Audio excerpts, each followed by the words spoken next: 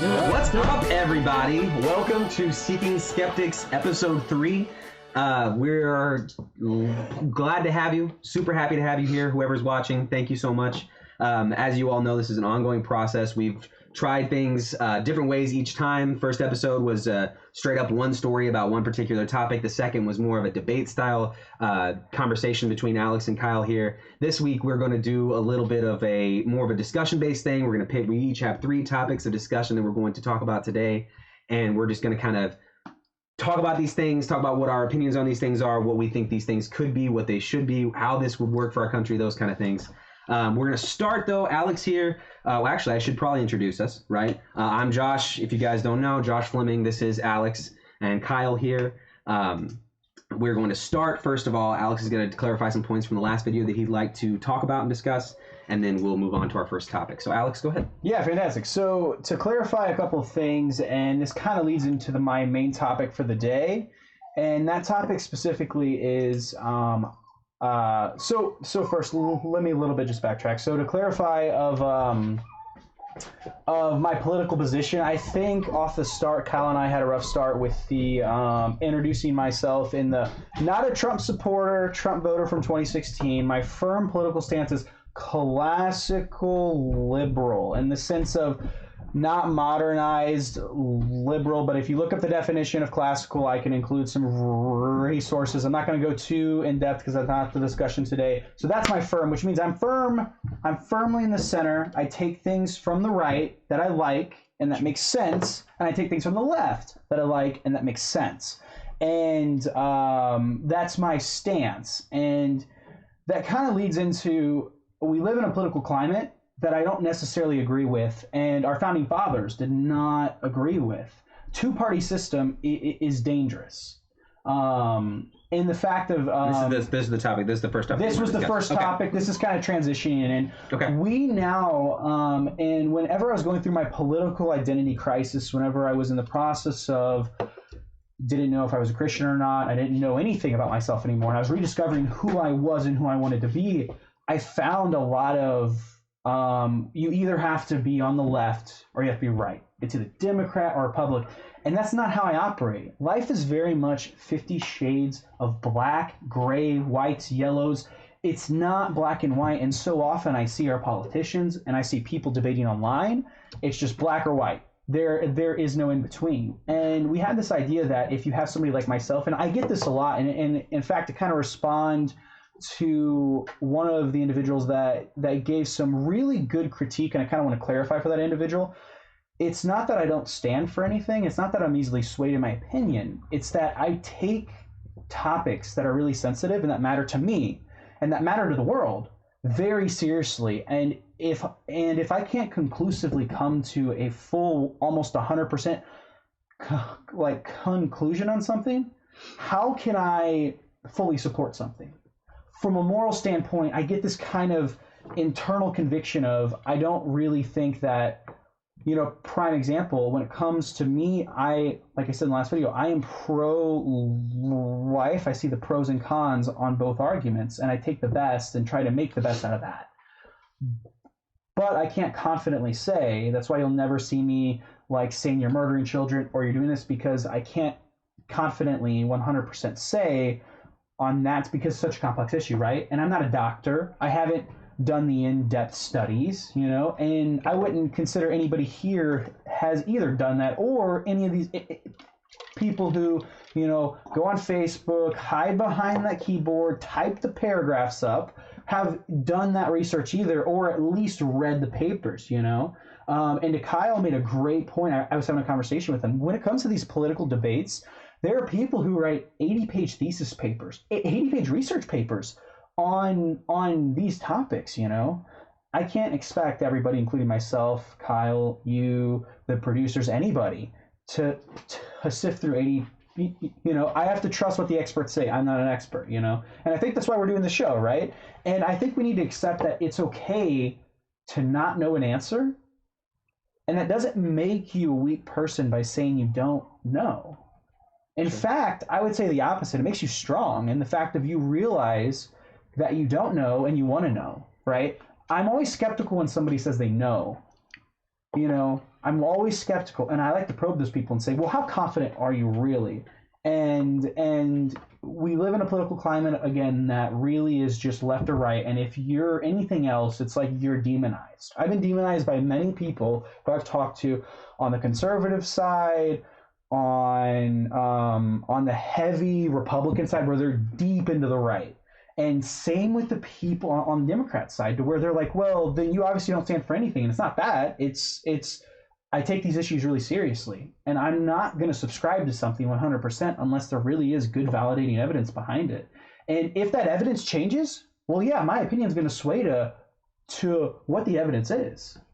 And that's kind of the clarification I like to make. And the segue of our two-party system is dangerous for our economy. It's dangerous for our political atmosphere. And we're seeing that right now. As soon as Trump got into office, we saw nothing but a further division. I've never known a time in our country where everything is so divided and so divisive, you know. And this has proceeded into cancel culture. It's proceeded into all these other issues. We have a lot more in common than we have uncommon. Sure. And that's why I really like what we're doing. Again, it's so easy to hop on Twitter, Instagram, Facebook, and type a paragraph and hide behind that. It takes so much more guts doing what we're doing, having an authentic conversation and being wrong.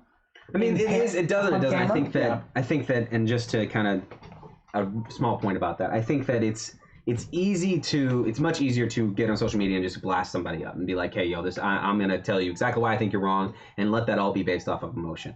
But I think that you're touching on a very important point that I definitely agree with, which is the fact that this two-party system that we have, in the way that we have, in the way that it's implemented in this country in particular, and the way that we are addressing and talking to each other across that aisle is very dangerous, for sure, right? I think that there's a lot that you said, and there's a lot to unpack there, but I think that the main takeaway that I take away from that is that we spend so much time feeling like we have to be on one side or another side. Mm-hmm. That we have to that if you walk into a room and there's 50 people in that room, you can say, well, I'm a person who I'm a Democrat, and then so you're going to be on that side, and those people, you're going to talk to those people, and the people that are Republicans aren't going to want to talk to you as much because they're going to make a bunch of assumptions about who you are, about what you are. When you come in and you say I'm a Democrat or I'm a Republican, they're going to say, okay, well that means that you hate. If say I come into a room and I say what I say I'm a Democrat or what have you, they're going to say, well, you want to murder babies, you want to go against what the Bible says, you want to do all these things, and they're gonna jump and take every single negative thing they could say about a liberal person or about a person who's a Democrat or a progressive, and they're going to put that on me. Just like if you come in and you say that you're a conservative, you're a Republican, they're going to take every single negative thing that they've ever heard about Republicans or heard Republicans say, and they're going to attribute those things to you. And that's the thing I think is the most dangerous. It's the social aspect of it. It's the emotional aspect of it. It's us saying, you are the other, so I can't listen to what you have to say. I refuse to listen to what you have to say, actually, because if I listen to what you have to say, then I am opening myself up to these terrible, horrible things. When in reality, in the right context, with the right conversations, with the right topics, I feel like we need to do all that we can to bridge that gap, right? My parents are mostly conservative people, right? They're hyper conservative people. And especially when Trump was elected in 2015, right? That was a really hard conversation to have with her, with my mother in particular, right? Because she is very far right. And I was finding myself going more and more to the left, right? And the first things that I would, and I'm sure so many other people in this country struggle with the same thing, no matter what side of the aisle you were on, right? If you were a Trump supporter, if you were a Republican voter, you were like, I'm super excited about the fact that the guy that I wanted to be president for XYZ reasons, right? Whether that reason was the things that Trump was saying, these terrible, horrible things, these racist things you agreed with, which there are people that did vote for Trump because of those reasons, right? Sure, they wanted to get people out of this country or blah, blah, blah. Absolutely. Or if you were a Republican who was saying, I refuse to I don't want to vote for Hillary because of XYZ reason. There's plenty of reasons not to want to vote for Hillary, right? Mm-hmm. I think that as soon as we immediately put that label on somebody and say, okay, you're a Republican, you're a Democrat, I don't want to talk to you if you're the opposite of what I am, super dangerous, which is why I think it's really important for us to get back to a point where we talk to each other and treat each other as people, where we realize that like you're saying, there are far more things that are similar about us than are dissimilar. We're all struggling with the same problems. We all can't afford to most of us, right? Some of us can, and some of us are very lucky to have it. But we can't afford to take care of ourselves with our health. We can't afford to put ourselves in, thousands of dollars in debt to go to school to make ourselves better so that we can expand our minds and challenge things. It's important. It's super important to challenge your beliefs at every turn that you can, right? Yeah. And like you were saying, the ability to say, I don't know something or I'm not sure about something is one of the most important things that I feel like a lot of people are lacking, right? They refuse to say, I don't know enough about this. Right, I'm not an expert on this subject. I'm not an expert on this subject matter. I would need to do more research. Instead, they say they find the talking points that they've heard on their news channel, right? Whether it's Fox News, whether it's MSNBC, and they say, readers. "Well, I heard this, and this, and so that means that all these things are true, and I don't have to question any of it. I can just tell you that it's true, and that means I don't have to think. All I have to do is argue with you." Right? So, my story is weird because. So Josh got to go to would you say it was a liberal college? I mean, it was a Christian private university. So yeah, I was involved with a lot of hyper liberal people. Okay. The way I was in a liberal echo chamber for sure. Okay. So really, well, hang on a second. That's a whole. Yeah, I was about to say Christian 100%. Private college that has like a whole section of liberals is like kind of like an oxymoron, right? It's anyway, there's gray area. Like true. Yeah. So I went to school to be a pastor, like I said, the whole Bible college thing. I was indoctrinated in that whole, Christian culture, my Christian ecosphere kind of thing. Sure, absolutely. My Republican echo chamber. Echo chamber. You got it. So the thing about it with me is like the way I kind of, did evolve my belief system was going online and debating people. Sure. And being on the internet, being wrong, and then going to a friend's house and debating him. Like Tyler Albertson. Like, dude would argue about anything. Dude would debate me about all like, he was one of my few friends that actually challenged me on my beliefs in a way that was like so beneficial to me. Sure. That made me evolve. And I think saying things and being wrong is not something anyone should be afraid of. I know that sounds weird. There should be room for us to go on the internet, say something we don't know, say the wrong answer, and kind of embrace that. Like, I'm going to say the wrong answer. Oh, absolutely. We always are. We talked about that before. But if I'm wrong, then tell me I'm wrong. Right. Right. And the one thing that I strive to be, well, I don't strive to do, but I want to be wrong. And not. I want to be wrong. I want to be wrong. I want to be right. I want to be right. I mean, I want to be right. Always. I will explain by what I mean. Why do you want to be wrong? I want to be wrong because I'm closer to knowing what is right or what could be right, right? When you're wrong, you learn something. You can learn something. That's my point. Every time I'm wrong, right? The reason why I'm so good at self-progress is when I'm proven wrong, I'm like, shit. I'm proven wrong. I think how do I fix this? You're basically trying to say that responding to being wrong, you like that moment because it's a moment that you could grow. It's a moment of self-reflection to grow. Sure. That people instead, you have two options when somebody proves you wrong. You have the first option, with which most people do, right? Which is the immediately double down, right? It's the whole logical fallacy of doubling down on that belief. Or they automatically go to objectively attacking you. Like, who are you? Who do you think you are? Right? And taking those talking points. Those generic things and saying, well, you're doing this, you support this, and this, you're a communist, you're all this, and you're like, wait a minute, hang on, wait a second. And that's my opinion. Yeah, and that, in my opinion, is the most unproductive and most unintelligent thing you can do, right? Or you have what I have really strived to do. I don't feel like I feel that much. I don't feel like that happens as much for me. Like, I don't feel like, this is gonna sound weird. I've debated Republicans and conservatives, and I think for the most part, most people, if you're asking questions on why they believe something and you're trying to pick at it, kind of, I do feel like for the most part it's positive. I don't really have like negative impact. Negative. I would say it's not as negative. What positive? What does positive look like? Just having a conversation about it. I mean, like just talking. Like the discussion doesn't have to be, it doesn't have to come to a conclusion. People don't change their opinion in that moment, and that's what I think one of the problems in our whole debate culture and argument culture, and also the political discord, is we're wanting people to change in that moment, rather than debating, discussing, walking away, chewing on that, and then coming back. I mean, like. It's like I talk about the amygdala all the time. So Right, yeah, that anxiety flares off, and once that anxiety flares off, you do what you're saying. You either double down on this thing, or you just start layering off these points because it's safer for you to either just stick to what your reality is, rather than to question your reality, rather than to challenge your thing. Right? It's a lot scarier to question your own reality.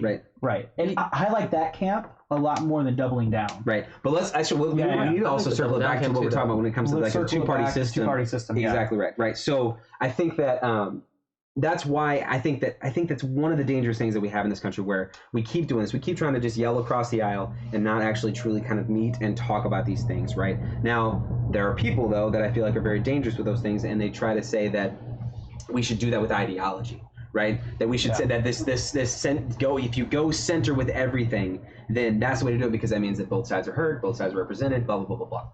The problem is, when you do those things, the argument is still focused on these sides and not on the people that exist within them. And that's what you're saying when you're saying you have a positive experience with the people that you talk to online, or when you have these debates, when you have these discussions with people. One thing that I think we often forget is that these people are people just like us, and they don't know these things. And there are things that they do know, and there are things that they're really confident about, and there are things that they aren't really confident about.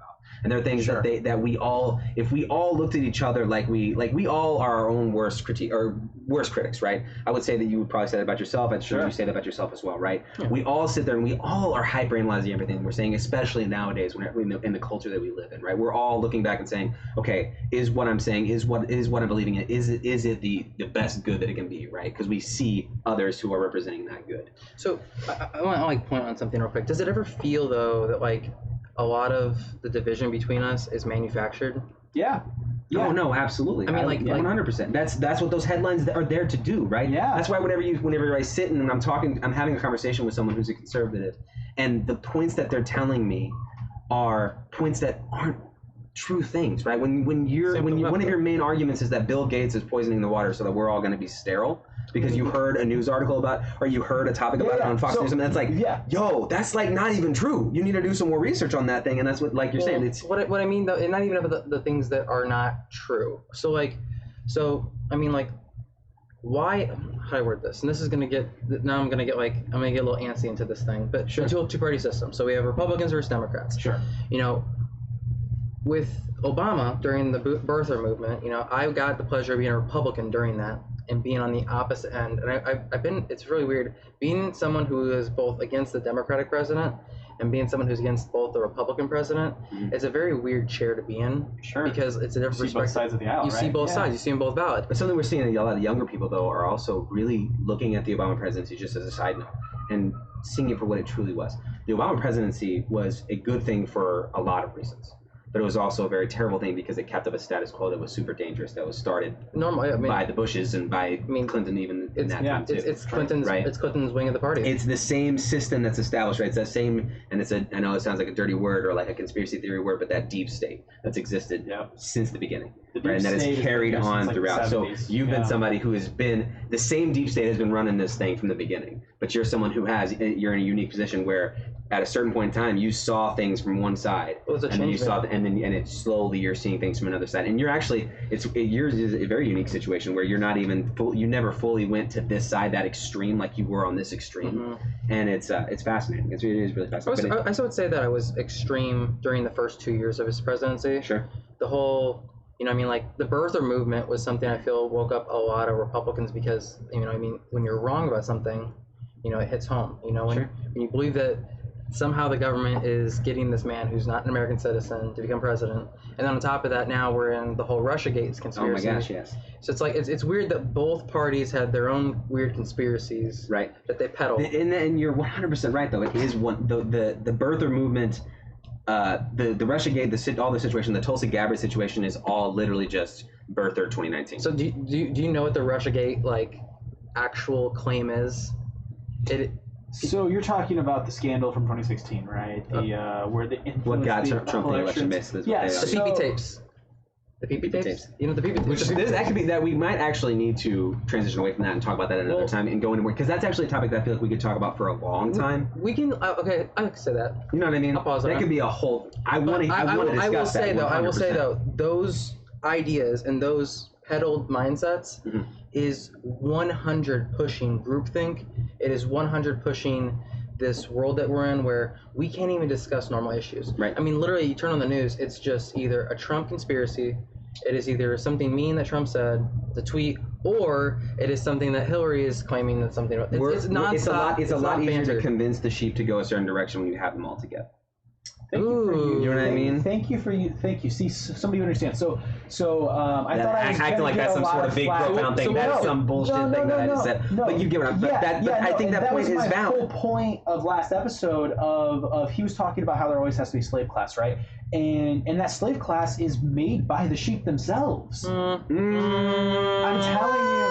It's the people who have the money using the means that they have. Yes, propaganda has existed since the printing press existed. When I say the word of mouth. When I say the slave class, I'm talking about the group of people that are being taken advantage of. Correct. Which is predominant, but that's a whole different conversation. That's a whole different conversation. What I'm talking about, and I'm talking about it from like an aspect of like we're all like this. When I say the slave class, I'm talking about like someone has. Unfortunately, in this country, it seems that someone has always had to suffer for the top bracket to prosper, which is something that I think a lot of people are arguing is one of the reasons why people who believe in movements like Bernie Sanders movement or the progressive movement that's happening are naive.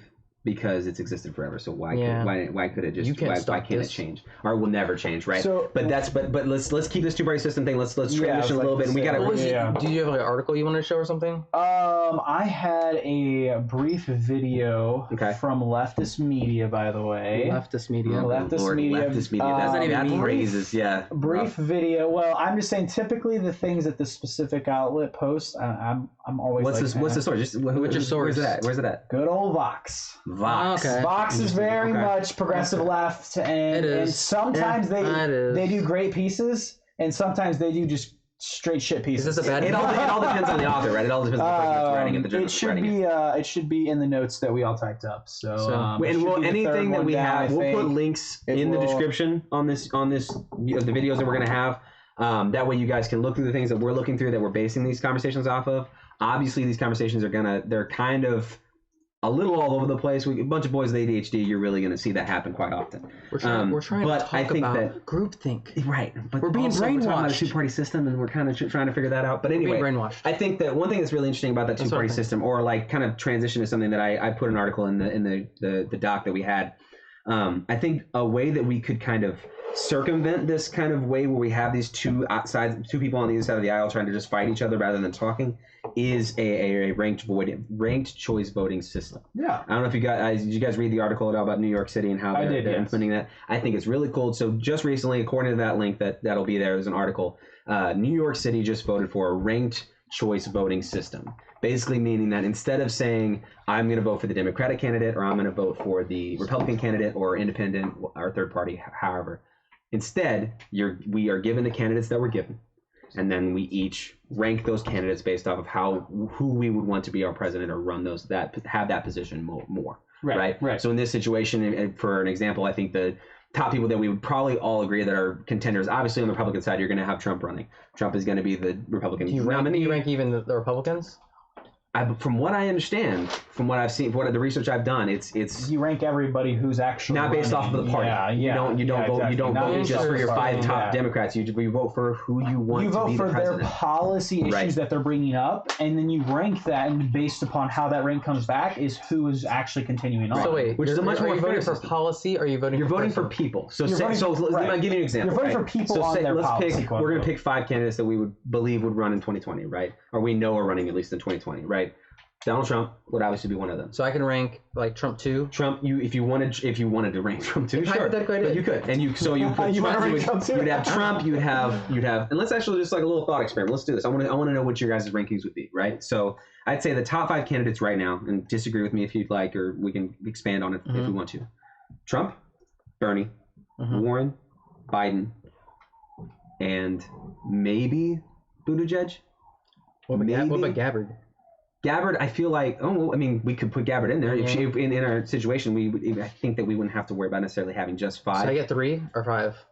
I think 5's a lot because I don't follow that many politicians to be super educated on their policies. Totally fair, but if you imagine that you had right now, the structure that we had right now. If I had 5, each debate would be those 5 people talking, those 6 people talking, those 10 people talking, whoever it would be, right? But I would include actually, we probably could include Tulsi. I just think that Buttigieg might be polling higher than Tulsi right now. Who really wants to rank Buttigieg? Right, nobody does. We're talking about Republicans still, right? We're talking about it's both. So when you're talking about Buttigieg, you aren't talking about a Republican. Yeah, Buttigieg is essentially a Republican. So anyway, he's a Democrat though. Let's say with those 5 people, how would you rank those 5 choices? I'd like to answer next because I'm quite offended you did not mention Yang Gang 2020. Listen, man. He doesn't like Yang. I think Yang is disingenuous. I think that Yang is saying what needs to be said. I like Yang though. He has some definite good ideas, and there are some policies that he has that I would love to see implemented in this. Give us your top 5. And I love what he's doing when it comes to pushing the conversation about UBI forward. I think that's super. That's an automation more than UBI. I think that that conversation needs to be had, and we're not talking about it near enough. So I'll pause you there because I would love maybe in a follow-up episode, I want to debate you on Andrew Yang because we can discuss I Andrew want Yang. to decimate you on that. I'm lying. He's so ridiculous. Decimate these words, destroy. That's the Ben Shapiro coming out of him for sure. That is the Ben Shapiro. So in me. That's right. So give me that. So we're gonna go with these 5. Mine would just be Yang all the way. Mine's gonna Yang all the way. Genuine one. But genuine. But so okay, and we don't have to necessarily do that. We could. Okay, fine. You can't just like one candidate. Yang, Bernie Sanders, and that's really the only opportunity I really see. So say you were given these. Say you were given this list. Okay. The list of the nominees now, and you had to choose 3. Who would you choose? I mean, there's so many right now. I mean, that's fair. The video's ready if you want to do it. What? Alex's video. Yeah. So let's tie back to that 2-party system. I want to show you a little video. I think it's a couple minutes long, guys. We don't have to play the whole thing. Just as soon as you guys are ready, that's fine. We do got time. I want the complete thought. You want the complete thought? I want to see your case here for this 2-party system is bad. National Convention in Philadelphia, Pennsylvania. And tonight, Hillary Clinton will accept the nomination as the Democratic presidential candidate. A lot of voters upset with the Democratic pick are looking to a third-party option. But in the last 163 years, the president has been either a Democrat or a Republican. So how did the United States end up with this exclusive 2-party system? Well, it's important to note that the U.S. has not always operated this way. During the first official presidential election, there were no political parties, and George Washington won without even campaigning. And in fact, most of the Founding Fathers were skeptical of political parties. In his famous farewell address, Washington argued that opposing parties would mercilessly seek to undermine each other at the expense of the American people. Nevertheless, by the time he left office in 1797, the country had split into 2 parties, the elitist and business-minded Federalists and a working-class Democratic Republican Party. This persisted until the mid-1800s, by which time the Federalists had dissolved and the Democratic Republicans had split into the modern Democratic Party and the new Republican Party.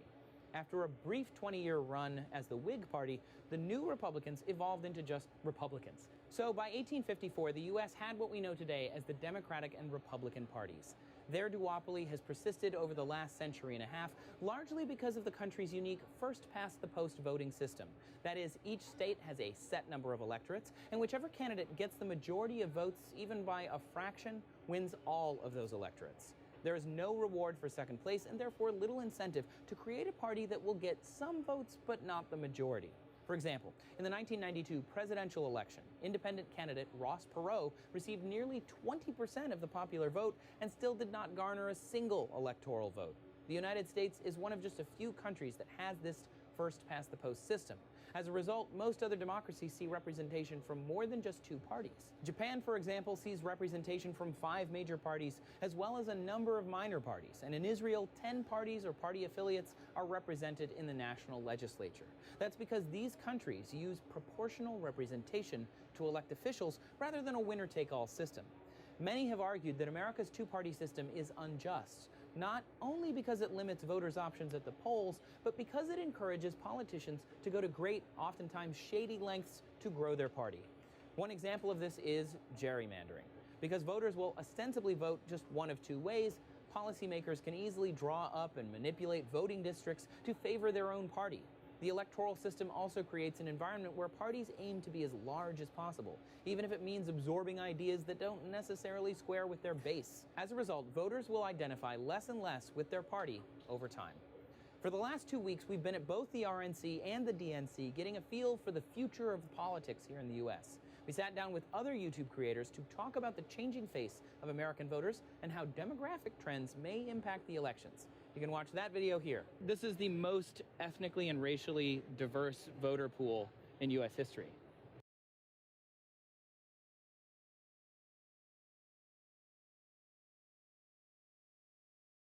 Into the group and then so and that's kind of my whole point is it's not equal representation, right? So for us to be a democracy, and I don't have the answer of what needs to change, but this two-party system, you know, is not efficient, and we've seen the divide and the social divide it causes. And the other problem I have is candidates only have to really go to less than 20 states. They just have to hit every battleground state. And if they can hit those states and the swing states, it's over for them. Right. They win. And that's not fair to the rest of the country, right? And my last point I'll make on it, and then I really want to hear what you guys have to say about this, is California's a perfect example of this, where Northern Cal, way different than Southern Cal. Sure. Conservative, Republican, deep red to all the way mass blue, you know, deep on the left, and almost every year that is a guaranteed Democratic state, and it's not equal representation, and that's my only and I do have one thing that could solve it. We can talk about this probably another time. Is taking the Electoral College, giving each like splitting the counties up in a fair, you know, and like kind of dividing the counties in a very fair. Like, how do I put it? And giving, instead of the entire Electoral College, like, let's say it's the state of Illinois, where we have 20. Well, if a certain amount of counties or people and places, if they vote the opposite way, that means that, let's say it's an even split. Or let's say the Democrats had 11 and the Republicans had 9, right? Republicans will still get 9 points. And the Democrats will still get 11 points. Rather than now the current system, they win it all. Yeah. Dems win it all, you know? So that's my only point with it. Yeah, so. I think that actually kind of, you're flirting with the conversation surrounding gerrymandering. Right. And those and how the districts are set up. We could have a whole conversation about gerrymandering. And I think that I definitely think that we should. And I think that's why a ranked choice voting system like what New York is doing and the fact that we're kind of leaning in that direction. For New York City specifically, yes. Right? But I think that lead is something that we should follow because it gives those people that you're talking about when you talk about the battleground states. It addresses that. It was voted on. It was passed. Like, it was a voted thing. It was a voted thing. Yes. So being able to say, all right, every single person you rank across the country, their rankings are all going to be taken into account, and those rankings are going to have more weight than like what you're saying when it comes to like an electoral college system. Now, the electoral college is also another thing we could go in depth and talk about forever and a day, right? Absolutely. And I think that we definitely should, because I think those conversations are definitely worth having. But we're going to transition now. We'll transition away from the two-party system now. I got something to say. What's up? Hold on, real quick. So, 2 things. One, and if we want to have another conversation on the electoral college, we'll have to divvy that for another time. I am actually not in favor of removing the Electoral College. Sure. I've been very vocal about that because I didn't say remove. Well, no, a lot of people are though. A lot of Democrats want to remove the Electoral College because Democrats and Republicans both. Across history they want to get rid of it. Republicans do not want to get rid of it. It benefits them at the current moment. Well, right now, sure. I'm talking about across history. But the reason why I think we shouldn't get rid of it is because literally Democrats will win every single election. And that's just not good for democracy. I think there needs to be some kind of way to somehow gauge everyone's opinion as best as we can and put a value on states to make it work. Because think about this: California, Illinois, New York, okay? 3 of the biggest states. I mean, literally, if it's a popular vote, Democrats will win every single time. But Conspiracy Kyle has to come out real quick because I have a quick question. Do you have any evidence to back up that claim? I'm just saying. Well, Hillary won the popular vote. Al Gore won the popular vote. Okay. And George Bush lost. George Bush won the election, but Al Gore won the popular vote. Like literally, Al Gore and Trump both lost their popular vote, but they won the election because of the Electoral College. So if he won the popular vote but didn't win the election because of the Electoral College. Al Gore. You said Al Gore. Al Gore. Yeah, Al Gore won the popular vote. Won the popular vote but did not win the election because of the Electoral College. Because of Florida. All of that is 100%. That's true. And my only thing to kind of throw a wrench into that, if we got rid of the Electoral College, then there would be no need for a two-party system, right? Because like I said, the Electoral College conversation definitely needs to be its own individual conversation. Ranked voting is the only way to remove the two-party system. But the thing about it is 100%. Saying, hey, there are 5 candidates, there are 10 candidates, whatever that you need to choose from. Rank these guys. I will always, and the winner is based off of I will always say that, like, and this is the whole thing with manufacturing consent, this system is designed this way. This system is designed like you. The fact that we can all agree, most people fathers were, and maybe a bunch of white dudes who own slaves may not have been able to create the best government for 2019. Maybe we do need to do some reconsidering and look at these things. I'm not saying for abolishing the Electoral College, but I would recommend everyone watching Noam Chomsky's Requiem for the American Dream. Requiem for the American Dream. It basically goes over how our system is designed to be stagnant. It is designed like to not have as much choice. Like obviously a ranked system would be better. Obviously, you know, we could do things better. But government always has a way of not letting that happen because both of these parties are in power. Why would they ever agree to a ranked voting system? Oh yeah, for sure. If that's why you need somebody who can truly, and I think that's why, and this is touching on a different kind of subject, but I think that's why Trump resonated so much with people. Yes, is because the real problem is that the status quo is not working. The way that this government is set up, the way that this is structured, is bad. And so when Trump came in and said, "Hey, this is bad, and I'm gonna fix it, and I'm gonna do these things," it struck a nerve with the working class in a profound way, right? It also struck a nerve with a bunch of racist people, and it also struck a nerve with a bunch of things. I'm going to be one of those people who always say, I don't think racist people won the election for Trump. No, but I'm saying that's what I'm touching on. He struck a nerve with the working class. He said, there's very much a problem with this status quo. We need to change it, like you're saying. And I think that's a beautiful thing that's happened for this country because there are people that are like you that are realizing, none of this is going to change because it directly benefits the people who are in power right now. So why in the world would they want to change this system? And that's why we need somebody who needs to come in and say, hey, forget this system. Let's do something different. Let's change this stuff up. And to kind of add to that, and that's why I'm so, maybe you haven't watched enough of, Andrew Yang is the only candidate that I've watched that has actually addressed that. His whole saying of why Trump won the election is because manufacturing jobs were being taken away by automation. And he specifically said that Hillary's campaign slogan was "America is already great." That didn't strike a nerve with people. People are sick of the status quo. That was the worst candidate to run against the guy who was saying we need to change it. Again, though, Trump was the punishment. Trump was the punishment for not voting for Hillary. The Democratic. No, Trump was the punishment for the Dems sabotaging Bernie Sanders. That's part of it, yeah. I mean, I think. Let me finish my thought. Yes and no. But like yes and no. But here, let me finish my thought. Okay, go for it. Yeah. So that's why, like you're saying, we need somebody new. Andrew Yang is everything that I wish Trump was. Smart, entrepreneur, educated businessman who actually is not a career politician. These career politicians have, and I think we kind of touched on this, money in politics is the biggest problem on both sides. But that's again we're touching on another thing. Yang is also someone who said that in a general election he would take take that money, and that's a big problem for me. People that challenge they're challenging the status quo, but they're not truly challenging it. The same with Elizabeth Warren. I loved Elizabeth Warren, loved her. But she broke my freaking heart. Anyway, let's move on to our next topic of discussion. We can talk about how Elizabeth Warren broke our heart another time. I would love to talk about that, actually. So we talked about the ranked voting system, which kind of leads into another thing that the topic that I wanted to discuss. It's more of a question, and it should be a little bit more brief, I think. But recently, I watched the Joe Rogan episode with Kyle Kalinske, and I listened to that. Two people that I think Joe Rogan's doing wonderful things for journalism in the sense of, yes, he's allowing people on that maybe probably shouldn't be given a voice the way that they're given a voice. I like the voice. But giving everyone a voice is at least giving us, helping us understand everyone, like what I was saying before, being able to understand people on both sides of that aisle way more profoundly and being able to be like, okay, these are the points that you're making. I can now either challenge you on these points because I think that you're wrong, or I can listen to what you have to say and take something from it and learn something from it. But anyway, I'm listening to the one with Kyle Kalinske and Joe Rogan, and Kyle Kalinske brought up a very interesting topic, right? He wasn't the one that discovered it, wasn't the one that was trying to pitch it, but it's very fascinating. It's a ballot.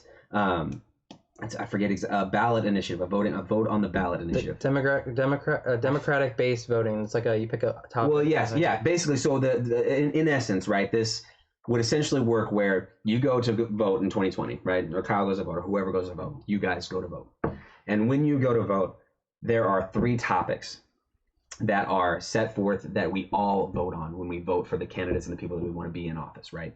So instead of having to vote for a candidate who wants to support something that you support, instead the American people would vote for that thing and say, I want this to actually be enacted. I want this to become law. I want us to work toward this, yada, yada, yada, right? Forces the people in the government's hand, okay?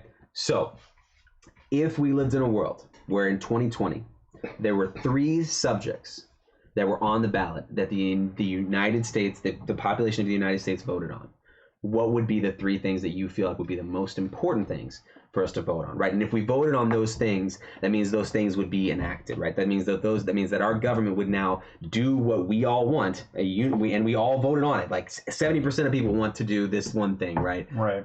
We're going to do it now because we all voted on it. I'm going to start. I'm going to tell you the three things that I would choose. Give you the options that I feel like are some of the safest ones based off of the statistics of the support that I've seen online and all this stuff in my research. And then I want you guys to tell me what the 3 things you guys think would be important to vote on, right? Because I think that first off, I think that's a really kind of cool idea, and we can actually talk about that more too if you guys want to discuss the idea itself.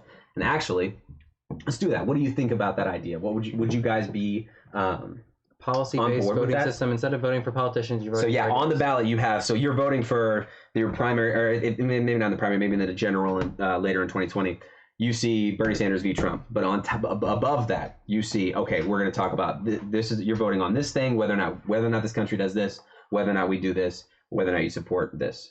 Those 3 to 5 things we all vote on. What do you guys think about that idea?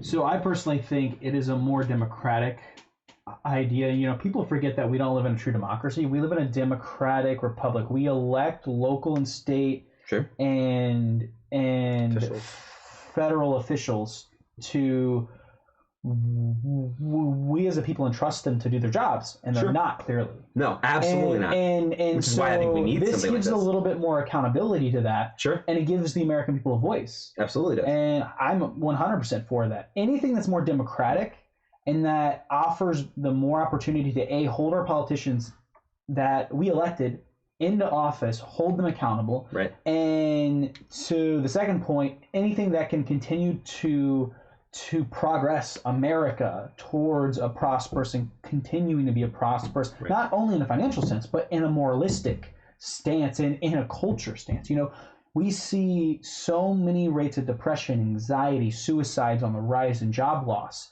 and no one is addressing it. There are very few people, and the people that are addressing it are getting squashed. Sure. Because it doesn't fit corporate interests. Anyway, so that's my answer. And I think that it addresses that incrementalism that we're seeing, that we've been seeing for so long, that has kept that status quo the same, that we're all so freaking sick of. You know, we're all so sick of taking little baby steps and saying, well, if we just do these little things, we'll do these little things, and by the year 2030, we'll have the thing that you want. No, screw that.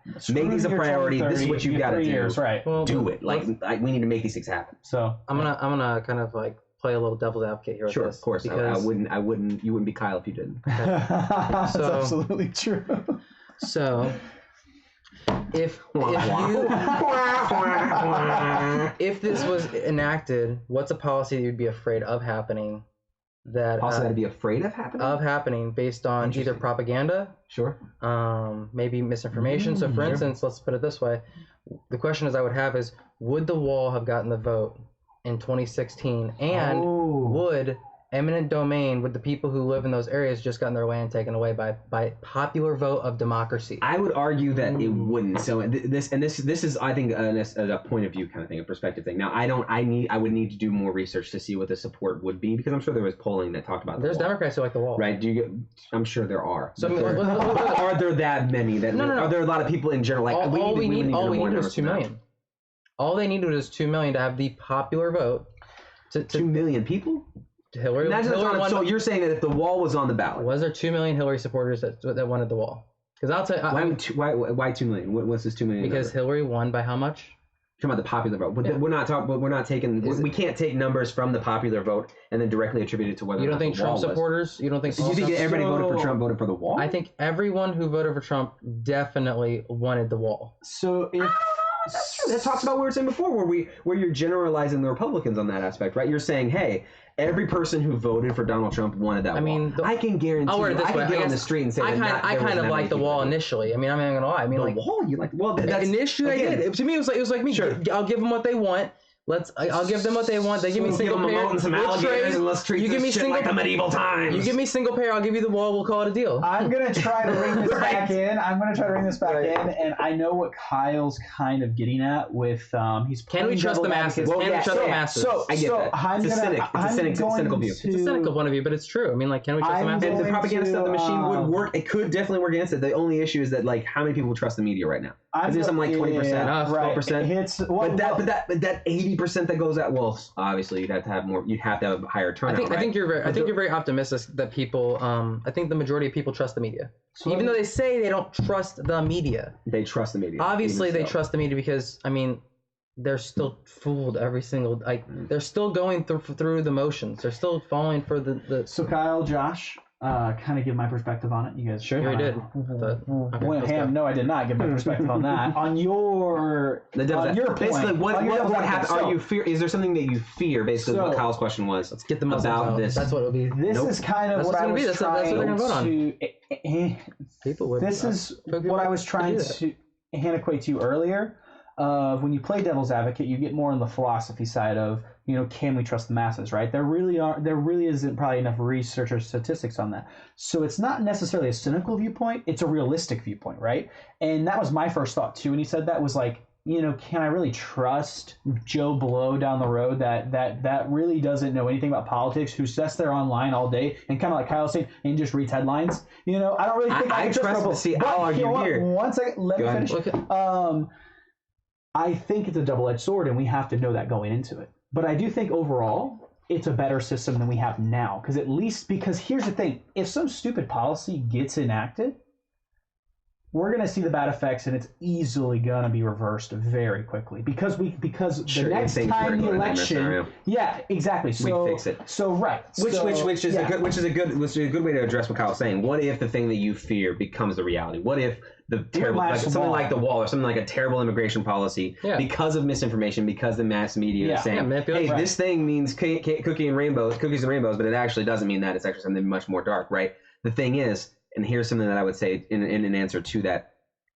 I trust Joe Blow from Michigan, from Iowa, from wherever, way more than I trust any sort of media pundit. Way more than I trust most of the politicians that are in office right now. That's very fair.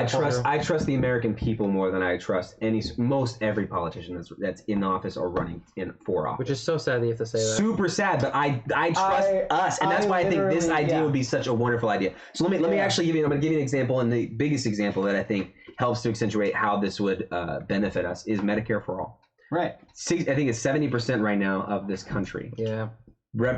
Supports Medicare for all. 55% of Republicans of Republicans support it because Medicare for all is a good idea. And it's a genuinely good idea right. and it's not bad. And the thing is, you think the people that are on the left would support something that would be what everyone wants, what the majority of the country wants. But obviously, it doesn't. It goes against that status quo. It challenges those things, and that's why I feel like a direct ballot, we can go, hey, yo, we want this. We want our taxes to go toward this. I want my taxes to go toward you guys having healthcare and not having to pay such high deductibles and premiums. I want my dad to be able to go to the dentist and take care of his teeth because his teeth are in such a horrible shape and his insurance doesn't let him and will not cover it, or he would have to pay so much to have that be taken care of. I want a system. I'm sure you guys, anybody here would have a personal story or a person that they know that could directly benefit from it. And that's why there's so much support for it. My mom's a traveling nurse. Yeah. And she's basically in and out of her insurance all the time. Right. But and she would benefit from having a system that's set up to give her insurance to where she can have that healthcare that she needs. Regardless of where she's working, regardless of any of those things. And I feel like having a direct ballot, being able to go, hey, yo, do you want Medicare for all to be enacted? Do you want it to work? And do you want it to work this way? Obviously, you would have people that would say, well, if you do Medicare for all, that means that you're going to have to pay this much more and could lie to you. But we support it. Do you know what's interesting is like the moment Medicare for all goes into effect, we no longer need to work for corporations to have our health care. Sure. We can start our own businesses. Yeah. Easily. It puts power back in the hands of the American people. Yeah. The people that we already say we trust more, or at least I say I trust more than those people that are already in office right now. How many people right? don't leave their job because they want healthcare? Dude, because they have benefits. So, let me chime in on that. I have a personal story. So I sat across a client of mine, and he actually makes quite a bit of money. Sure. And very smart guy. He works in the real estate market, and his employer that he was employed by are making them go 1099 independent contractors, and he has a family he has to provide for, and he's freaking out because he does have the money to afford it, but I don't exactly know how much, but I know how expensive healthcare is, right? And he's gonna have to find independent insurance outside of his employer to where they don't pay any premiums. And to add some more context to what you were saying is, whenever we have 70% of Americans on either side of the aisle and 55% of repubs, repubs, that's right, wanting the same thing, and it's not getting done, that is case in point that our political system is not doing the benefit of the people. And that's why I feel like we would benefit so much from that direct ballot system. Being able to say, hey, screw all this red tape. This is what we want, right? So now we're gonna. I think we should wrap this one up because this is more of a question thing. I want to get your top 3 things real quick, and then we can move on. We can talk about Kyle's topic. So my 3 things. Obviously, number 1, Medicare for all. I feel like we all are in agreement, and I think that it's so crazy that right now the media doesn't address this and doesn't talk about this openly and honestly. We want this stuff. We all agree that this is the way we should go. Boom, number 1. I think it would pass in a landslide. 2, I believe college for all, free college, or tuition-free college for trade schools too. Trade schools, all of that, right? I feel like everyone here has the right to pursue an education and a right to pursue growth in any aspect that they can. And having to choose at 17, 18 years old to put yourself in thousands of dollars of debt just so you can try to get a slight upper hand, maybe, in the workforce is a broken system. It's not as bad as the Medicare for all system because people aren't dying as much, but my gosh, are they struggling? My gosh, are people going bankrupt in ways that they shouldn't, like sooner than they should? And it's affecting us in such a profound way that I feel like I don't know the exact numbers on the support. I'm pretty sure the support for this was the repubs, as you say, were supported. It was like 52% of Republicans would say that college for all is a good idea, right? At the very least. That's interesting. It was an article. There's a link in the description on this video that has what I referred to because I put it in the doc, but I only put it in the doc like 2 hours ago, so I don't blame you guys if you didn't see it.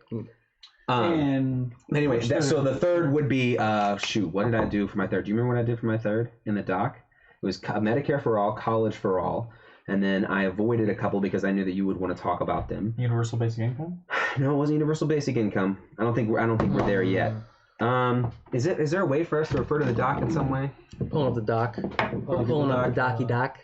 I mean, my two was legalize marijuana. I did that because literally both parties easily. The entire country agrees on that, similar to Medicare. Which is really weird. Sure. Again, it's so interesting that some of these policies are such common sense.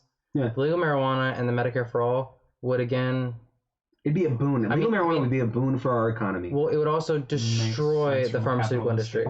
It would absolutely destroy the pharmaceutical industry. And I would actually go even a step further, and I would say that on that ballot, having a system that's set up similar to what Bernie says, where it's like, no, these corporations that already major tobacco corporations, you cannot do this. It's not you. We're going to do local businesses. We're going to support people who are already. There are people who are selling that stuff right now. Part of his business deserve a chance to be able to do it legitimately and not go to jail forever because they're doing this. So the people that are in jail need to. So when you ask the question, should marijuana be legalized? When we ask that question, the second question is were the people who selling marijuana, were they doing something unethical? Right. Okay. So if they weren't doing something unethical, okay, then they were just business owners. They were business owners, right? They had their own business. It was a government. It was not with the government. It was an illegal business. But a lot of times whenever marijuana got legalized in Colorado and these other states, it basically decimated the urban communities because all these people sold marijuana. A lot of people, predominantly African American communities, sold marijuana, and it wiped them out. Yeah, absolutely. And that's why I think that in that ballot, and that's where you get into a problem where people would have misinformation happening, right? But you would want to make sure that ballot was clearly stating, hey, not only are we going to make marijuana legal, but the people who have been unfairly jailed for life or for however long are going to be taken out because that it was unfair to them and targeted, just like you were kind of touching on there. The third thing that I had was raising the minimum wage. The minimum wage right now is so freaking crazy. Are you kidding me with this minimum wage? People are still getting paid like $7-something an hour to do jobs, and I'm telling you that is way below the. I have an article that shows it, but there are more articles that I could touch on. The poverty line that we're living in right now. What is the word I'm looking for? The phrase. The cost of living right now is far higher than $7 freaking can provide for you, or $7.50. I think in Missouri it's like $7.90 or something like that. That is insane, right? When I got a job that paid me $15 an hour, I was like, oh whoa, I can actually kind of maybe live like a normal person, and that was $15 an hour, right? Think about living. That's people talk about how the unemployment rate is going down, but it's only going down predominantly because people are getting more jobs because they have to have 2 minimum wage jobs in order to just afford to survive, right? And I think that it's the same kind of thing that I'm talking about with Medicare for all, with college for all. It's something that we all, if you were to put all of the Americans in one room and say, hey, is this messed up, like really bad, and should we fix it? Most people would be like, yo, yeah, this is really messed up. We need to fix this. Sure. People are dying because they can't afford to eat and live in a home. I'd like to do my 3. My second one was, let's eat the rich, let's just eat the rich. I didn't see yours added on there, so tax the rich, actually. But I said eat the rich. Yeah, eat the rich. Let's just fillet those bad boys. We should have another conversation about Bill Gates. We're talking about cannibalism now, guys, so we're definitely going far with this one. So my 3 things, and it will address a couple of things, and they are essential, is this. First and foremost, it's healthcare for all. Second, Medicare for all. Healthcare for all. Healthcare, Medicare. If you call an ambulance, you're not in debt. If you go to the emergency room, you're not. We got to be careful though, because you've got to be really definitive with those things, because it helps. That's how you get that Medicare for all who wanted baloney that people just trying to tell us. Sorry. So thank you for the clarification there.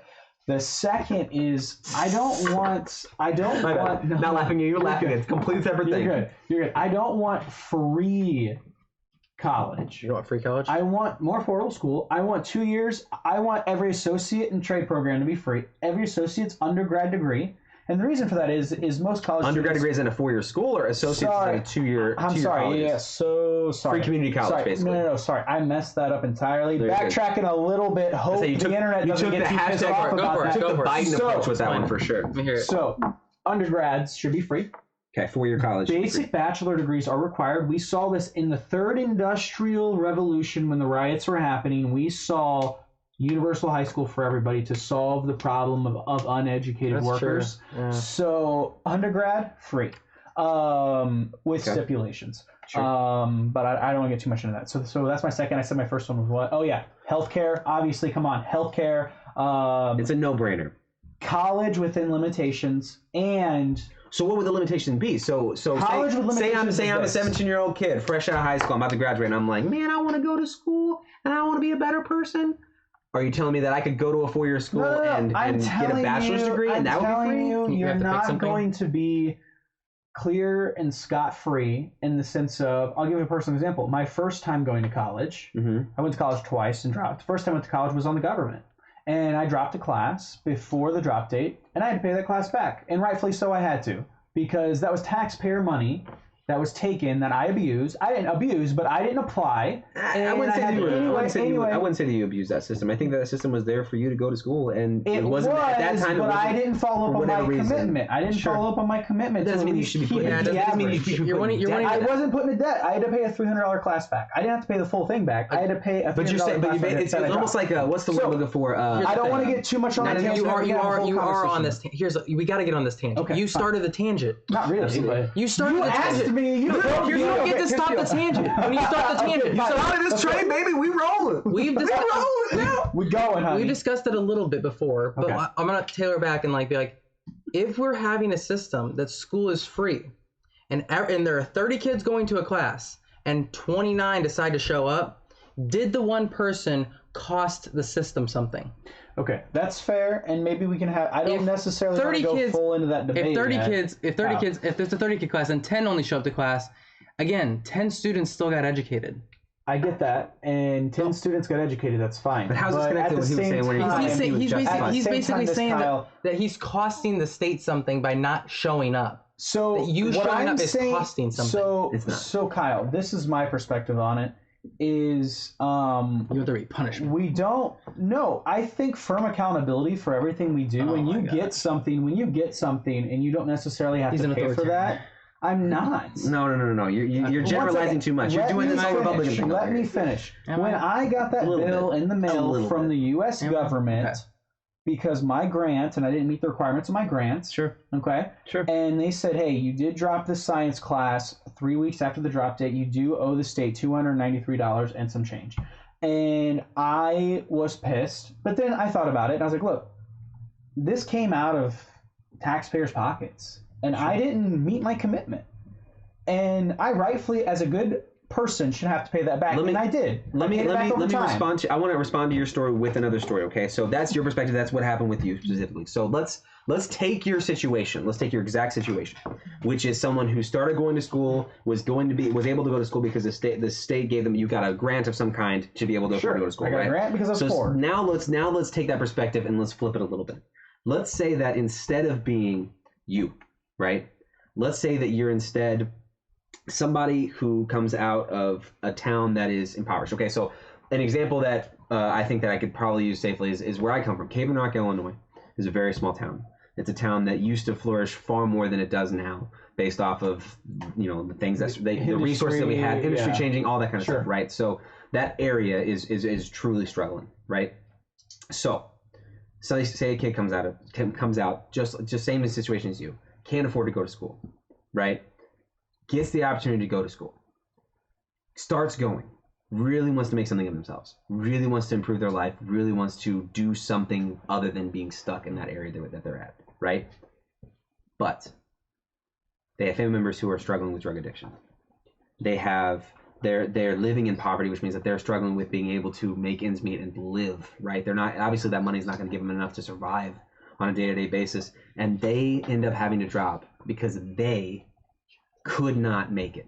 They didn't have a ride. They didn't have the means to do it. They didn't have they're literally, the system that is set up around them is hindering them from being able to go and finish that education. That same person, according to this logic, would then still have to pay the state back for the grants that they were given, which would further put them in debt, which would further make their struggle that made them not be able to go to school even worse. That downhill trend. It would drop them down even further. Escalate. Sure, and I want to respond to that just because this is what I like about this. Sure, is the discussion. You picked apart an idea, and you did show me a different side. And again, I just want to firmly say this to the internet. It's not that I'm easily swayed. It's that when somebody smarter and has a better argument than me presents one, I'm definitely up for changing a couple things. That's the point. That's the point of this whole thing, is to have discussions, to challenge each other, to say, "Hey, I believe X, Y, Z," and to talk about. I would say this. My third. I've told you my first two. Sure. Healthcare. Talk about college for all with caveats or what have you. I want to pivot on your college thing real quick before we end it, because we're going to walk away from college. Well, we're not. I'm tying this into the college conversation, so that's why I'm finishing my point. This is where you're right. I had to drop school because I had poor parents and I had to support myself. I had to get 2 jobs and I had to try to make something of myself, right? Which thankfully I was able to do with no degree. I make more than most people with degrees, and that's not bragging. That's I had a really good skill set that was valued highly in the marketplace. You fell into the right thing. You fell into the right thing, and not everybody is that lucky. I worked really hard. Sure. Not just lucky, but I worked really hard, right? But I wouldn't have been able to quit school if I had UBI. I wouldn't have had to quit school because I would have had that $1,000. UBI is another. Another fascinating thing that we can definitely talk about in more depth. That's my third. So I would say also, guess what? You wouldn't have to owe anything for school if it was free college. Because guess what? They don't give out grants when it's free college. Yes. It's just you go. Fair point. Which means, put your social on the thing. Not risking they wipe out your debt. It is what it is. There's no transaction of money being worried. If you go to the class, you sign up, and you don't show up, then you don't show up. And that's again, it could be those. Obviously, there are so many other factors that you could expand on and say, well, just making college free for everybody doesn't solve the problem. It doesn't make it to where the person who's like we're talking about coming from that area being able to further themselves and get you have to have that work ethic. You have to be able to find a way to make your situation work in a way that would be able to access that education. But the human will is so profoundly strong, and I believe in people so much that I think that you would see if there was an opportunity where it was free, where they didn't have to worry about what you're saying. Well, if I get this grant, then I can't, and I have to pay it back. I can't do that. Or how do I even start getting that grant, right? Illinois had the Illinois Student Assistance Commission set up so that we could go to high schools and talk to these people because they didn't know how to work the system. The system is so complicated that they needed to have individuals go and talk to them and be like, you have to do X, Y, Z, this, and everything in order to be able to afford college. It's too complicated right now. Get rid of that barrier. To even get my government assistance, the hoops I had to jump through in the documentation. And imagine if things were... Imagine if you were black. Imagine if you were gay. I would get extra grants if I was black. Well, maybe. Affirmative action. But not for the reasons that you're... Not the reasons I think I'm you're saying. just being honest. That's another... We'll have that discussion towards the end, won't we? We will, absolutely. Anyway, actually, that might actually be a good transition into Kyle's point, so we can talk about that. However, let's... are we good on time? We're doing all right? Okay. Yeah, we're doing all right. Can we post my Vox article on the actual screen? We're going to post it, and I'm just going to talk about it. So I actually posted a Vox article. Sound too. So look at it in the camera. Yeah, no, we're just like looking at ourselves in the camera. So my topic is white privilege, and the main reason why I'm talking about it is because I'm going down conspiracy theory line with this because it's a way we don't talk about white privilege. We don't talk about how a lot of leaders in the African American community were basically taken from their families, both through the war on drugs, through the civil rights movements, a lot of those things that happened. I mean, like, even if I want to go back to the Tulsa bombing, so in 1920 there was Black Wall Street. They acquired Black Wall. Dude, we got to talk about Black Wall Street even further because Black Wall Street was so insanely. Hey, do you know about Black Wall Street? I actually am not educated. Yo, I'm messed up. It's messed up. It's messed up. What happened? I'm gonna give you the Reader's Digest version real quick. So first, scroll down to the bottom and actually go to the letter. So we're gonna go right there. Perfect. Right. Go a little bit higher. Tiny bit. Perfect. So basically, this museum archived this letter from King, and what it is the FBI was trying to convince Martin Luther King to commit suicide by telling him that he was a bad Christian. Great. So, in your view, basically your low-grade abnormal person behavior. Go for it, Josh. Okay, so in view of your low-grade abnormal personal behavior, I will not dignify your name with either a Mr. or a Reverend or a Doctor, and your last name calls to mind only the type of king, such as King Henry the. I want to say that's the 8th. It might be it's the 8th, I think. Okay. And his countless acts, the 9th, the 7th, the 8th. It was the 8th. Okay, the 8th. And his countless acts of adultery and immoral conduct lower than that of a beast. King, look into your heart. You know where you are a complete fraud and a great liability to all us. I feel weird saying the word. I know that I probably shouldn't, but I'm going to skip it. Okay. White people in this country have enough frauds of their own, but I am sure I guess they don't have one at this time that is anywhere near your equal. You are no clergyman and you know it. I repeat, you are a colossal fraud and an evil, vicious one at that. You could not believe in God and act as you do. Clearly you don't believe in any personal moral principles. King, like all your frauds, your end is approaching. You could have been our greatest leader. You, even at an early age, have turned out to be a leader but a dissolute, abnormal, moral imbecile. We will now have to depend on our older leaders, like Wilkins, a man of character, and thank God we have others like him. But you are done. Your honorary degrees, your noble, can we scroll? Your Nobel Prize, what a grim farce. Wow, and other awards will not save you. King, I repeat, you are done. No person can overcome facts, not even a fraud like yourself. Lend your sexually psychotic ear to the enclosure. You will find yourself in all your dirt, filth, evil, and moronic talk exposed on the record for all time. I repeat, no person can argue successfully against facts. you are finished. You find on the record. I'm not going to keep. Okay, going we're with good. We're good. this. I want to say real quick. So I want to go. That sounds like a go to the very troll bottom. on Go to the very Twitter bottom of it. commenting some Go to the- BS about a good person. The bottom of the article. There we go. One of the best people. This part right here, the very end, is the weirdest part. There's only one thing left for you to do. You know what it is. You have just 34 days in which to do. This exact number has been selected for a specific reason. It has definite practical significance. You are done. There's one way out for you. You better take it before your filthy, abnormal, fraudulent self is bared to the nation. So in the packet, And then his house caught on fire. in the packet, there was basically proof and evidence that he had an affair with another woman. And the idea was the FBI was basically saying that, like, you're not actual a Christian. factual proof, or they manufactured This proof? is a museum that actually still has this letter. Okay. So this is actually So archived who by. wrote this letter? It's believed right now that the FBI did. The FBI. So a journalist, Tim Weiner, technicians, history of FBI. He basically kept it, and it's basically believed that there were sex tapes prepared by the FBI because FBI was watching him for over 11 years. It's believed they were like always watching him, recording him this whole entire time, getting all dirt on. But they were waiting for him to kind of connect him to communists. Is what they were trying to connect him to. Well, it makes sense. A lot of his ideals would. I mean, today, if Martin Luther King was a political anything today, people would have told him the same thing. You're a Russian asset. You're a communist. You're all these things. 100%. I have no doubt. No, it said socialist. Yeah. For some reason, socialism is the word. Communism. Yeah.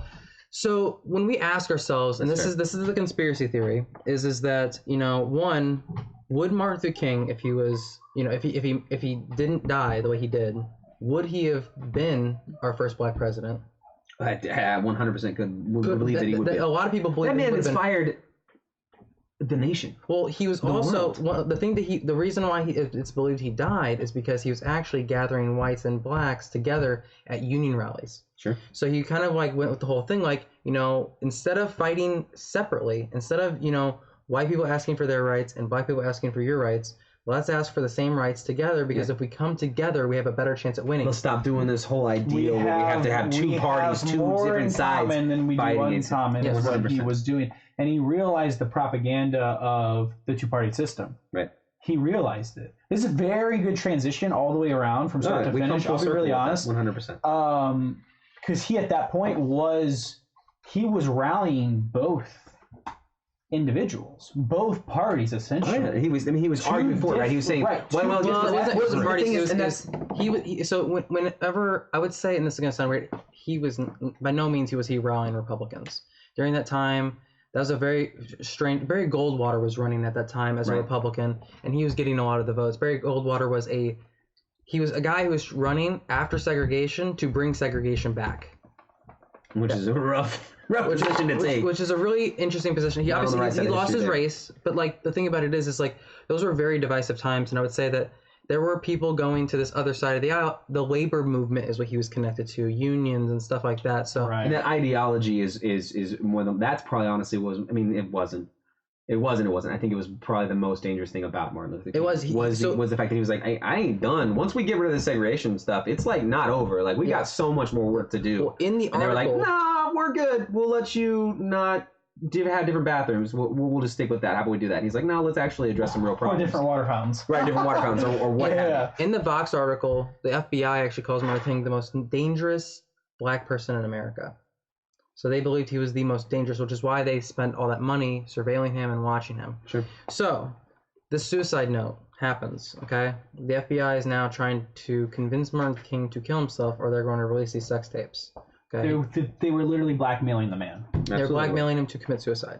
Sure. So, you know, we have to ask ultimately one question that is unfortunately super uncomfortable to ask. Would our government kill a leader? Would our government go out of a way to stop a movement like that? And that's the thing about it is I would say yes. I would say because there's other things in history that we've done that our government's been tied to that's really uncomfortable to think about. But how desperate are the powerful? How desperate are they to keep this system going? We're seeing a little bit of that right now. Epstein didn't kill himself for sure, 100%.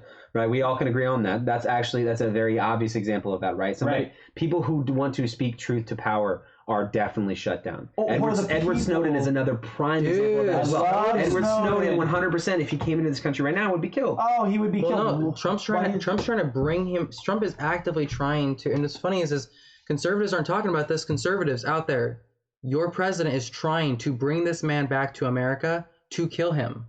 Like, we want to try him in this secret, like, they don't want to do a public court. Again, going back, I'm going to get back on this Joe Rogan kick, right? So did you guys listen to the Joe Rogan, Edward Snowden? Did you listen to it? Yes, I listened to the entire. Holy moly, is that insane? Dude. They're trying to get him on this Espionage Act, right? Which is the thing that's been used so many times to kill people who are whistleblowers against every whistleblower. Speaking truth to power in that It's like way, a right? conspiracy thing. The Espionage Act basically says that, and I'm paraphrasing. They take away all your rights. But it basically takes away all you have no you cannot secret maximum your security defense prison. Cannot say. So if Edward Snowden was in a trial right now, he could not ask for bring up any of the things that he had exposed. He can't talk about those things. He can't bring them up because they are just it's private information. It's information that belongs to the government, not to the people. Right? Jeez. Yes. So he could not defend himself properly. Right, and that's what you're saying. So when you're saying, would the government kill an elected official, even would they go that far? Right? I mean, I would argue that if that person was dangerous enough, they're gonna find a way. Right now, if you look, and I'm gonna get on this soapbox for a second. If you look at Bernie Sanders right now, the way that they're approaching him, a man who is trying to work for the people, he's doing the same thing. He's doing what Martin Luther King had. He's trying to finish what he started, in a sense, right? And he's trying to say, hey, let's all, regardless of our color, regardless of our ethnicity, regardless of our sexual orientation, regardless of all these things, let's all look at this system and the way it's working, right? The rich are super high above us, and they are looking down on us, and they're spitting on us, and we are just literally just dealing with it. Why don't we get together, unify, and actually try to challenge the system, right? Right now, their tactic is to just not let him talk, or to not listen to him, right? To not give him a voice. Tactic. Right, that's the first tactic, right? The tactic before that was to rig the primary and for Hillary Clinton and then take it away from him, right? Now they're going media blackout on him. If he were to be elected and he were to actually start making these changes, right? It's very well possible that he could be killed. Now, do I think that's actually going to happen? No. I don't think that would actually happen if he became president. But people who have power are going to do whatever they can to keep that power. So when it comes to the Jeffrey Epstein thing, real quick, this is what people forget about, and I see nobody on the left or right talking about this anymore. The 2016 Hillary Clinton, when one of her people in her campaign, working for the campaign, the young gentleman who was leaking information, he was one of the primary leaders, I forget his name, I'm doing him a disservice right now, who was mugged, shot and killed point blank and mugged, and the wallet was still there. So the Seth Rich conspiracy that we're talking about? Yes. I know body count's real. I know so many like leftists who won't even entertain that topic, and it's really just really interesting because it's hard to say that your government or the people that you voted and elected into the offices they have, those people would make a decision that would lead to something like that, right? It's hard to say because in a way we feel responsible. Well, I made the choice to put this person in office, so you know what I mean. I think that's why they avoid that conversation. Also, they say, the thing plus we want to believe that those people are going to be good people. True. We want to believe anybody's a good person. To kind of tailor back to white privilege, okay, and to tailor back to specifically not just white privilege, I'm really talking about how our government enacted like federal policy, made decisions to push back a generation of people. You know, sometimes privilege isn't necessarily what the government's doing to benefit white people, but sometimes what it's doing to put weights on a community. Right. So, Martin Luther King dies. You know, your leader dies. You know, so Malcolm X is dead. Martin Luther King's dead. Who's all this is happening, right? At the same time, drug offenses are going up. The war on drugs was started. The war on drugs. Jim Crow, that whole thing led to a lot of a system that attacks and targets people, minorities specifically. So the war on drugs, though, specifically, though, it was when we talk about the fact that someone who has crack gets imprisoned at this insane level compared to someone who has cocaine. 5 years, I think it's 5 years for 500 grams of cocaine. But if you get caught with, I think, like a few grams of crack, I think it's like you can serve up to 10 to 20 years in jail. How does this tie into white privilege, though? So, can you pull it up? Can you pull up Freeway Rick? So, Freeway Rick. Do you know who Rick Ross is, the rapper? Yeah. Do you know who Rick Ross is really based off of? No.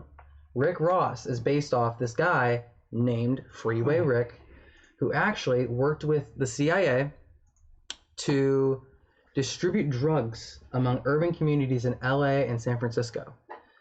So he's kind of like basically like under the radar. One of the guys who actually put out the story, the story was basically started by this guy named oh my gosh, so he wrote the story called Dark Alliance for a newspaper company. It's a 3-part series that he did, and in the series he basically describes how our government, basically our CIA, worked with the Contras in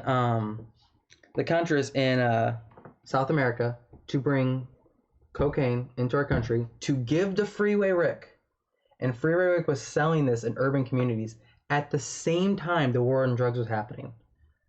So think about this.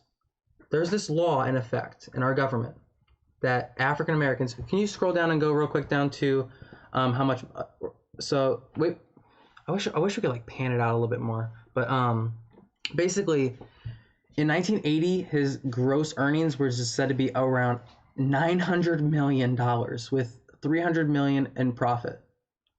He was making that much money from our government. You're basically saying drugs were being smuggled into these communities by our CIA, and then that's I mean that's again we could talk that's actually a very interesting. When we talk about that though, and the fact that from the 80s until the 90s, our government is actively funneling drugs and then arresting those people for using those. So and then here's the thing about and that it was all to shut them up and to literally discredit them and to destroy. To destroy those communities. I would say it wasn't verbally. I'm going to make the claim that it wasn't intentionally to destroy the communities. It's what. How? I would make the case that is again we need a slave class, and it was just a crime of opportunities. We need there to be the prison population is a thing that we need to be high up because here's the thing.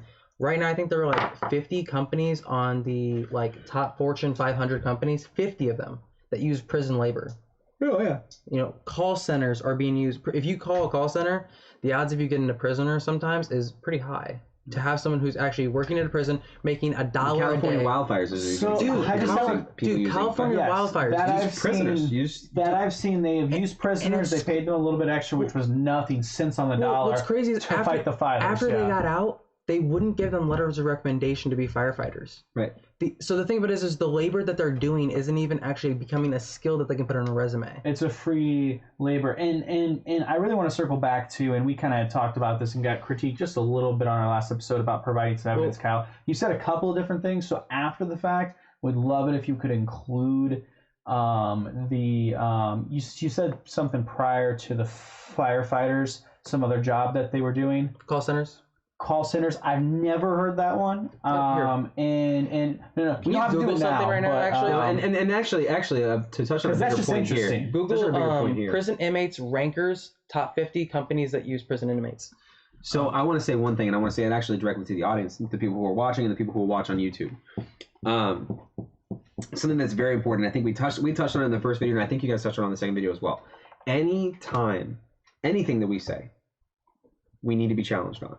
Absolutely. Anything that we say, if we're bringing up stuff, and even not just in the sense of like, hey, your statistics are wrong, or hey, this article, this specific thing that you took, you misinterpreted, right? We want to be challenged on our interpretations of these things, how we're viewing these things. Because we're obviously coming from a very specific type of person, right? We're obviously coming from a very very specific perspective.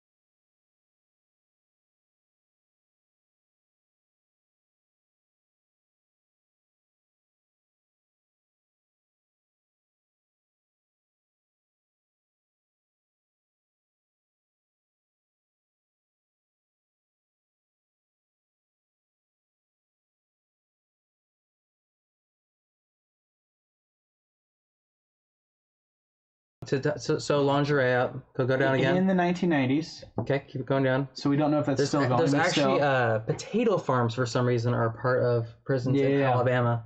Whole Food Market. In 2015, Whole Foods did. Goat cheese and tilapia from companies that use So basically, a lot pennies of on the dollar, wages. fish All right, farms, so scroll down. Fish farms will be used for that. This is something that's not talked about. It's not. And This is something that's covered up. Walmart, I would have known that was on the list without even 100%. 100%. Walmart is like the seed of all these. Now, I knew in China, I mean, a lot of our tech comes from their prison population. So, Microsoft. The children. This was packaging that was made there, I think. Children, yeah. But right. so in basically, there are Starbucks has used prison Oh, labor to package coffee sold in its stores. Wow. Yeah. Wow, we are getting free labor. We're giving free labor, and the thing about it is guess what? There's a company called ALEC, ALEC. Okay. Okay. This company is comprised of all these corporations who donate to it, and they donate to politicians to basically make sure prison laws stay in effect. So the final thing that I want to show to kind of like segue this all in is the normalcy among our politicians who normalize this behavior. So there's one final thing that I wanted to show. It was actually a Twitter thing. It was the Twitter link. It was it's a clip of a Louisiana sheriff basically talking about how he is upset that the good prisoners keep on leaving.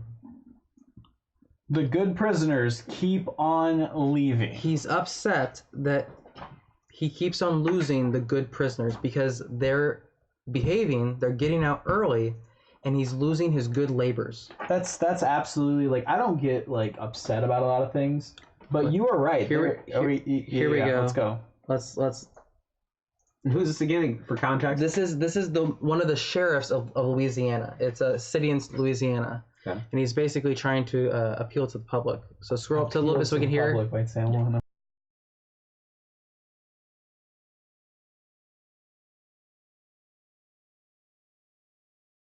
Okay? They are a necessary evil to keep the doors open, that we keep a few or keep some out there. And that's the ones that you can work. That's the ones that can pick up trash, the work release programs. But guess what? Those are the ones that they're releasing. In addition to the bad ones, and I call these bad, in addition to them, they're releasing some good ones that we use every day to wash cars, to change oil in our cars, to cook in the kitchen, to do all that where we save money. Well, they're going to let them out. This guy is rough. Oh, good years in 20 years, he won't be around. And here's the deal. And the thing is, we could address. So he's talking about people that we don't want people to clean up the trash. We don't want people to do all that stuff.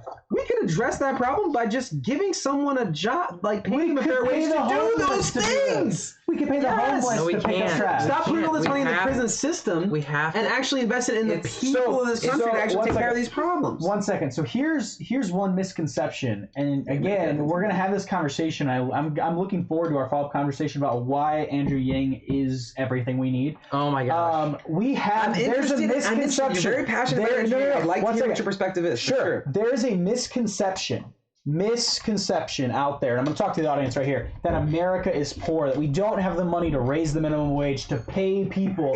We have the money. It helps us, man. We have the money. But if we want to bail out Wall Street, Amazon, when Google, when Apple are funneling their money to Switzerland and Norway and all these other places, probably not Switzerland, I'm going to get slammed on that because it's not there, but when they're funneling their money to all these, to avoid taxes, right, and they play the tax game, it's absolutely, we have the money. We're just not garnishing it the way we should. We never have the money when we do it. That's why whenever you see stuff like Hillary Clinton recently in the news was talking about how Medicare for all and all these things and a wealth tax is not realistic and it would upset the status quo too much. They say that it's unrealistic to do. We can't afford it. And that's why they say we can't afford Medicare for all. We can't afford the student college for all or whatever.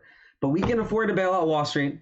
We can afford to give all these tax breaks. We can afford to do all these different things. And you're right. This money exists. We are genuinely one of the richest countries in the entire world. And we are the only country that doesn't have medical care for people, for everybody. Like we're not the only, but we are one of the only out of the people that have money, right? Out of the country or developed or whatever. Do we know where Kyle is? I don't know. Okay, no, that's fine. I think he's coming back. No. I think he's just going a little pee break. That's right. Bro, it was bad. I drank the whole can of LaCroix and it was just, oh my gosh. This is what threw me. By the way, I do just want to say this. This is why people are going to love this channel, because we're just being fun and authentic. Man. And we're not 100%. being like everything has to be scripted and all this other BS. For sure. Kyle, you've convinced me that there is a slave class still. You've convinced me. Oh, 100% there is. Third episode in, Kyle Hill has convinced me. It's insane. Hey, and that's again, that's the whole point of this, right? The whole point of this is on to camera. I'm okay with it. What's crazy though is this follow is on that Twitter, you'll find it too. these aren't even being like this is how can I find this? How can I find this on Twitter where normal people of positions of power are just blatantly normalizing?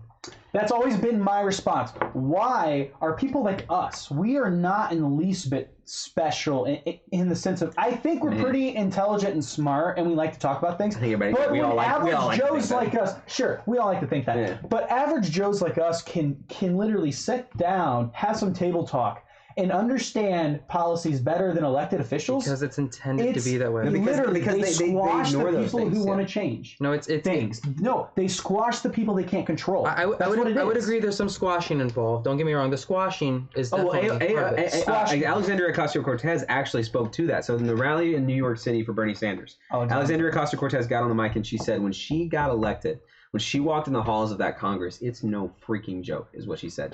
I think she just said it's no joke.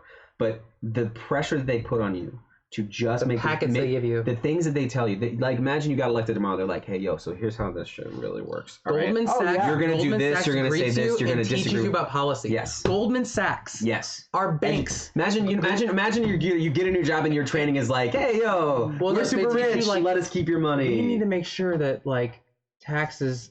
giving us tax cuts will definitely help the economy. So let me just give you a little context on that. So again, for the viewers that don't know, I do work in the financial institution, so I've been heavily educated on how banks work from the inside and out. I'm not bought and paid for. I will say that, and I do have the conversation about the banks.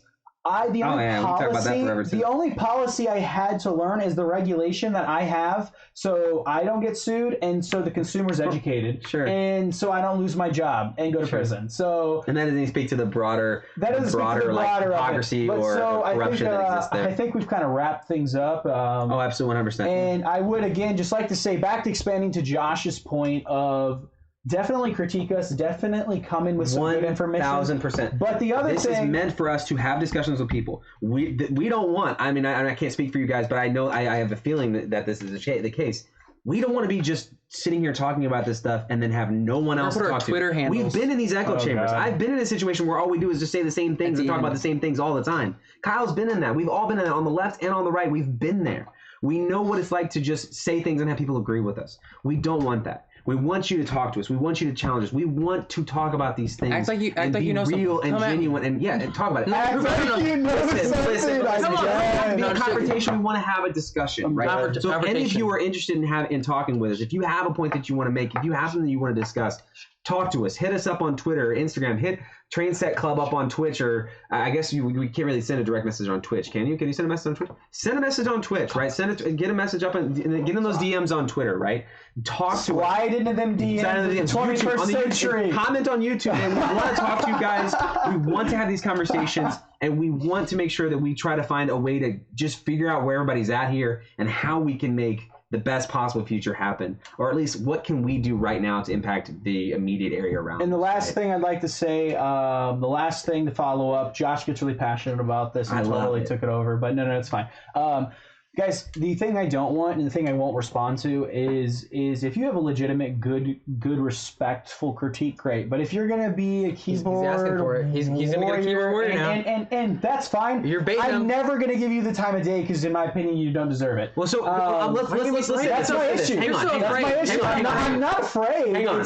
I'm not gonna engage with you. Let's talk about this in a more. Let's be more. I'm not optimistic, but let's be more positive here, right? I guess. So no, not kid friendly. I'm just messing with you. So we want to be challenged. We don't want people to obviously troll. We're not. Troll me. I know. Kyle, you're opening the floodgates. Your Twitter handle. We want to have conversations. If you are coming to talk to us and you are not trying to approach it as if you're trying to have a conversation, and you are just coming at us and just trying to attack us for points, we're not doing this left versus right attack each other and just argue about things that we don't agree with or don't not argue against things we don't believe, but we're not trying to be in the business of being mean and rude. Right. We want to treat this as if you are a friend of ours that we know, and we want to have this conversation. Absolutely. Right. That's how we want to go forward with this. We don't. And if you come at us and you're trying to be super rude and you're trying to be a dick to us, we're not going to respond to that because that's not the vibe that we're trying to go for here. He might because he likes to be a dick. So there may be a little bit of everything for everybody here, but I think in general. Josh always just says things better than I do. That's just how it is. That's how it is. It's not about talking about things better. It's not about being more articulate. It's not about any of those things. It's about. I'm just complimenting you. It's okay. No, I understand. I'm just using that as a means to segue out of it. This is so much more fun than 100%. Having a discussion. We want to be there. We want to talk to you guys. Talk to us. Hit us up. We love you guys. I love you guys. Stay skeptical. One of you. The last thing I would like to kind of tie in, and then I'll pan over to Kyle since he's not said anything. Ready. Guys, we are gonna get dirty into politics. Oh gosh. Deep, gritty, and dirty. We're digging it up. We're digging the dirt up, and we're gonna show you the dirt. And this is fun. And again, if you want to be on, hit us up. If you have a unique perspective to add, we'd love to hear it. We're just three white guys at a table. Who's going to really listen to us? We need some diversity. We don't know jack squat. We don't know anything. We need some stuff. Kyle, do you have anything for the audience? Stay skeptical. That's it, baby. Stay skeptical. Me and Josh were like, yeah, bitches, let's go. Stay skeptical. No, it's a great thing. We don't have any questions for this week. Oh, right. Real quickly, I do want to say this as... Are mics off? No, they're not. So this is on the air real quickly.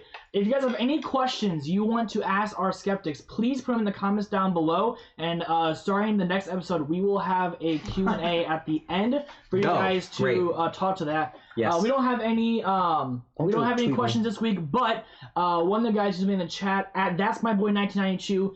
He just says that all three of you guys are awesome. He loves you guys, how you guys are all having unique perspectives, and he just really enjoys the show. So thank you so much. Yes, you know what? I appreciate it. Yeah. That's My Boy 1992. That's my boy, baby, too. What's up, baby? Let's go. All right, guys. Thanks for tuning in. I think that's a wrap for the day. Yep. And episode 4 will be shortly, hopefully. Stay skeptical, yo. Stay skeptical.